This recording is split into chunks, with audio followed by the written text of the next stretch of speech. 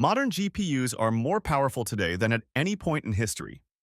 And with that power comes an enormous amount of heat, sometimes over 400 watts of it. If the heat isn't removed quickly enough, performance drops, fans ramp to maximum, and in extreme cases, the card simply shuts down. But what's fascinating is that GPUs don't all use the same cooling method. Over the years, engineers have experimented with many different designs, each one solving the same problem in its own unique way. Some coolers push air through the card like a wind tunnel. Others pass air straight through the PCB.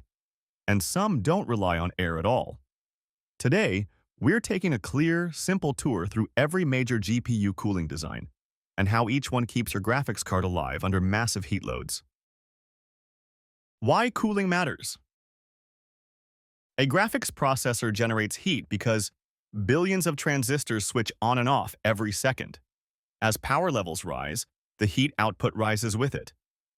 If the cooling system isn't able to keep up, the GPU automatically slows down to protect itself, lowering clock speeds until temperatures fall.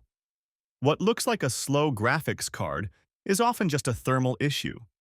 A good cooler doesn't just keep temperatures safe, it allows the GPU to maintain its highest possible performance over long gaming or rendering sessions. And the way that cooler is built determines everything from airflow to noise to the size of the card itself. Blower coolers. One of the earliest and most recognizable designs is the blower-style cooler. Instead of using open fans, this design relies on a single centrifugal fan inside a closed shroud. Air is pulled in from the PC case, forced through a narrow tunnel, and expelled straight out the back of the graphics card. Instead of releasing warm air inside the PC, the blower pushes it directly out of the system. That makes it ideal for compact builds or workstations where multiple GPUs sit close together.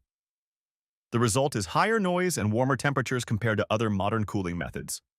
Blower cards were extremely common in early NVIDIA and AMD reference designs, and they're still used in professional environments where heat must be removed quickly and predictably. Open-air coolers. As gaming PCs became larger and better ventilated, open-air coolers took over. Instead of sealing the heatsink in a tunnel, these designs expose it directly to the air inside the case. Large axial fans blow down onto a wide array of aluminum fins, while heat pipes beneath them rapidly distribute heat from the GPU die to the rest of the heatsink. This helps the GPU stay cooler and maintain higher clock speeds during long gaming sessions. However, this approach spreads warm air throughout the PC case. If the system doesn't have strong intake and exhaust fans, the GPU ends up reheating the air around it, gradually pushing temperatures upward. Open-air coolers offer excellent thermal performance, making them the most common design on gaming GPUs today. Flow-through coolers. As GPUs grew even hotter, companies like NVIDIA began experimenting with cooling designs that move air in multiple directions at once. This led to the flow-through or dual-chamber cooler, first popularized on the RTX 30 series Founders Edition cards. Here, one fan blows air conventionally through the heatsink, while the second fan sits on the opposite end, pulling air through a cutout in the PCB and pushing it upward toward the top of the case. Instead of trapping heat near the card, the cooler allows air to flow through the GPU itself. This split airflow helps keep temperatures lower across the GPU, the memory modules, and the voltage regulators, components that are increasingly important in modern high-wattage designs. The only trade-off is size. These coolers tend to be thick, heavy, and require cases with reliable top ventilation. Flow-through coolers were engineered specifically for the rising thermal demands of today's GPUs. Hybrid coolers. As heat output climbed even further, some manufacturers introduced hybrid cooling systems that blend liquid cooling with traditional fans. In these designs, the GPU chip itself is cooled by a small liquid loop, similar to a compact CPU AIO. A pump draws heat into a radiator mounted elsewhere in the case, while separate fans continue cooling the memory and power circuitry on the card. By removing heat from the GPU die and transporting it away from the card entirely, hybrid designs reduce the thermal load inside the PC. The radiator can dissipate heat much more efficiently than a traditional heatsink, especially under sustained workloads. But because liquid cooling involves pumps, tubing, and an external radiator, these systems require more space and more moving parts than standard air coolers. Hybrid coolers sit in a middle ground, significantly better temperatures than air, but easier to set up than a full custom loop. AIO liquid coolers. All-in-one liquid coolers take the hybrid concept even further. Here, a full water block replaces the air cooling assembly entirely. The block draws heat directly from the GPU and dispatches it through a closed-loop liquid system connected to a large external radiator.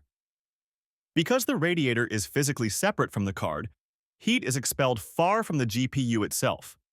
This gives the cooling system far more surface area to work with, allowing for extremely low temperatures even under heavy load.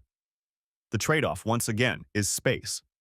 A radiator must be mounted somewhere inside the system, and not every case has the clearance to support these configurations easily. Still, for users who want exceptional cooling with minimal setup, AIO GPU coolers are one of the most effective solutions available. Custom water loops. At the top of the cooling hierarchy sits the custom water loop, the most flexible and most powerful cooling option for GPUs. Instead of a sealed AIO, custom loops use separate components: a pump, reservoir, tubing, radiators, and a specialized GPU water block. This system circulates coolant through the entire PC, allowing the GPU, CPU, and sometimes even the motherboard components to share one powerful cooling network. Large radiators provide massive surface area, and the water block keeps the GPU die at an exceptionally stable temperature, even under extreme overclocking. Building a custom loop takes time, planning, and maintenance, but the results are unmatched. Vapor chamber coolers. Finally, we arrive at one of the most advanced technologies used in modern GPUs, the vapor chamber. At first glance, a vapor chamber looks like a simple flat copper plate, but inside, it contains a sealed liquid that undergoes continuous phase change. When the GPU heats up, the liquid evaporates into vapor, spreading heat evenly across the chamber. As the vapor cools, it condenses back into liquid and returns to the heat source through a wicking structure. This cycle happens constantly and extremely quickly. Vapor chambers are incredibly efficient at spreading heat away from hotspots, especially on high-wattage GPUs that generate intense thermal spikes. They allow coolers to manage heat more evenly across the heatsink, preventing localized overheating and improving overall thermal performance. Today, vapor chambers are used in high-end graphics cards, premium laptops, and even handheld gaming devices where thermal density is a challenge. The future of GPU cooling. As GPUs continue to climb past 400 watts, and possibly much higher in the future, cooling designs will need to evolve again. Engineers are already experimenting with graphene thermal interfaces, multi-layer vapor chambers, AI-controlled airflow systems, and new cooling methods designed for multi-chip GPU architectures. One thing is certain: the future of GPU performance depends heavily on the future of GPU cooling. Cooling has always been the silent partner of GPU performance. From simple blower fans to complex vapor chambers, each design reflects a different era of engineering challenges and creative solutions. And as GPUs continue to push the limits of power and performance, cooler innovation will remain one of the most important pieces of the puzzle.